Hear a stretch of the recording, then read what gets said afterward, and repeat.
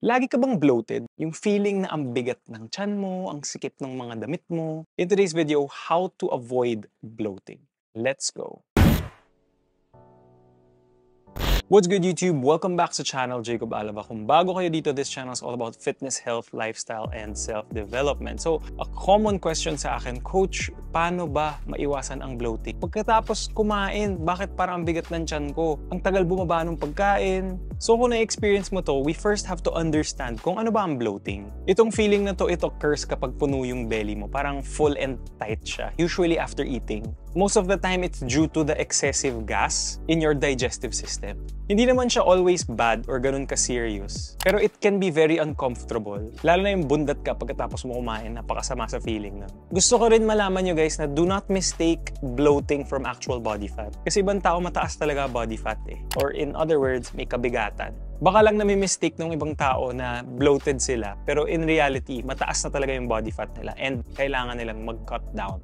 So ano ba nagkakos ng bloating? The first one is overeating. Kung marami kang kinain or ang laki ng mga portions way beyond what you normally have, this causes bloating. So lumalaki yung tiyan natin kasi doon na sa store yung kinain natin. Although temporary, madadigest din yan eventually. Second reason, baka may food intolerances kayo. Usually yung mga lactose intolerant, for example, kapag nakakain or nakainom sila ng food or drink na may dairy, yun, nakaka-bloat talaga yun. Third reason, pag nakakalunok tayo ng maraming air, I know it sounds funny, pero pag mabilis kayo kumain or if you drink with a straw, kasi pag kumakain tayo or umiinom tayo, may hangin na pumapasok sa atin eh. And pag mabilis ka kumain or mabilis ka uminom sa straw, kung napapansin nyo, mas mabilis kayong nabobloat. Number 4, constipation. Pag nagbe-build up yung waste dun sa colon natin, ang bigat ng feeling, di tayo nakakapagbawas ng maayos, this can lead to bloating. Number 5, sa mga babae, kapag time of the month nila, this is normal kasi nagkakaroon ng hormonal changes. Kapag time of the month talaga ng mga babae, mas madalas silang nagbo-bloat. And usually, mas matagal din yung bloating nila. Sixth reason is yung salt intake mataas. So kung madalas kayong kumain ng maalat na food or nag-a-add pa kayo ng salt or mga condiments na maalat, this can lead to water retention. Magtutubig yung katawan natin, which leads to bloating.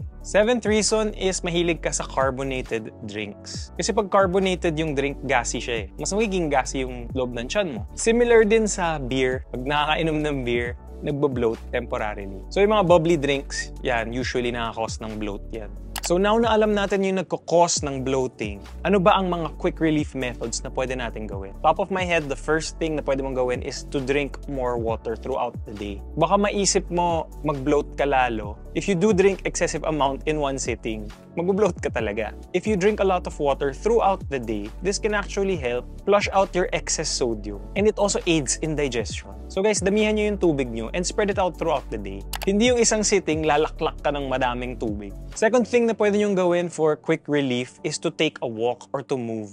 Alam ko, uncomfortable yung feeling. Kunyari, bloated kayo, di ba? After a meal, maganda kung ilakad nyo siya. Some people, pag nakakain sila ng heavy meal outside, nilalakad nila, tapos magde-dessert, tapos maglalakad ulit. Kasi guys, yung light physical activity can help move the gas through your digestive system. So light physical activity can help reduce your current bloat. Number 3, drinking hot tea usually eases the bloat. Ako usually pag marami ako nakain sa Chinese restaurant or Japanese restaurant, tapos bloated ako, I drink hot tea. So this in combination with a walk usually lessens or removes my bloating.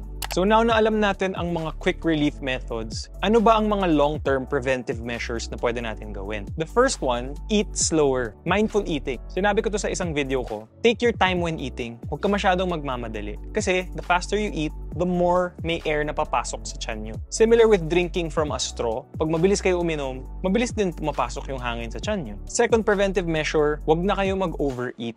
Yung tipong busog na kayo, kumakain pa rin kayo kasi masarap. Naintindihan ko naman, pag masarap talaga yung pagkain, gusto mo pa siyang lasahan. Pero kung busog ka na, pwede mo nang itigil. Learn how to control your portions to avoid bloating. Third preventive measure is to keep a food diary. Or alamin nyo, yung mga pagkain na nakaka-bloat sa inyo. Even in life, trial and error lahat eh. There might be certain food na nagbo-bloat sa'yo pero hindi naman nakaka-bloat sa akin. Keep track of these food. lista mo siya para in the long run, ma-identify nyo yung mga nagtitrigger ng bloating nyo. Number 4 is to incorporate fiber-rich foods sa diet nyo gradually. These fiber-rich food, nakakatulong yan sa regular bowel movements natin o yung pagbabawas natin. And nakakatulong din to kung may issues kayo sa constipation or lagi kayong constipated. May mga clients ako na pag kulang talaga yung fiber sa diets nila, mas nahihirapan silang magbawas. Common examples of fiber-rich foods, mga whole grains, yung mga oats, brown rice, vegetables, yung mga leafy greens, tsaka yung sweet potato. Nakakatulong to if incorporate nyo sa diet nyo.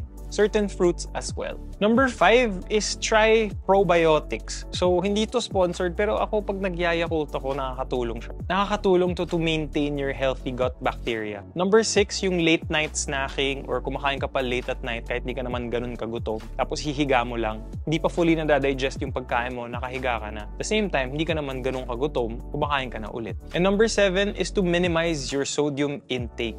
Ako personally, sakit ko din yan kasi mahilig ako sa maalat na food. Yun yung mga favorite ko. Mas mahilig ako sa savory than sweet. And I notice, pag madami akong kinakain ng maalat, yung tendency nun sa akin is nagbo-bloat ako. Bawas-bawasan nyo yung pagkain ng masyadong maalat. Because the sodium causes a lot of water retention. And number 8 is to avoid your trigger foods. So commonly, carbonated drinks, sodas, beer, dairy products kung lactose intolerant naman kayo, and yung mga food with high sodium. So typically yung mga chichirya or yung mga ulam nating sumobra sa seasoning or masyadong maalat. So guys, remember, everybody is different. Iba-iba tayo ng trigger food.